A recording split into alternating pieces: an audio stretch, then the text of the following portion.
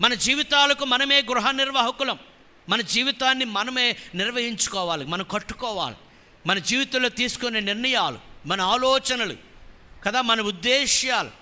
అందుకంటాడు the decision you take will determine your destiny. నువ్వు తీసుకునే నిర్ణయము నీ జీవిత గమ్యాన్ని ఏం చేస్తుంది? నిర్దేశిస్తుంది. దేవునికి స్తోత్రం కలుగును గాక. యవన బిడ్డలారు ఇక్కడ చాలామంది ఉన్నారు. యవన బిడ్డలు, మీరు తీసుకునే ప్రతి నిర్ణయము వాక్యానుసారమైనది ఉండాలి. You have to measure everything by the word of God. దేవుని వాక్యం చేతనే కొలమానం వేయాలి. ఇదిగో ఈ ఆలోచన నాకు వచ్చింది, ఈ తలంపు నాకు వచ్చింది, ఈ తలంపు నిజంగా దేవుని వాక్యానుసారమైనదేనా అని నువ్వు ఆలోచన చెయ్యాలి. ఆ బుద్ధి లేని కుమారుడు తనకు తోచిన ఆలోచన బట్టి దూరదేశానికి వెళ్ళిపోయి వేశ్యలతో తిరిగి దుర్వ్యాపారం చేసి తండ్రి ఆస్తిని పాడు చేయడం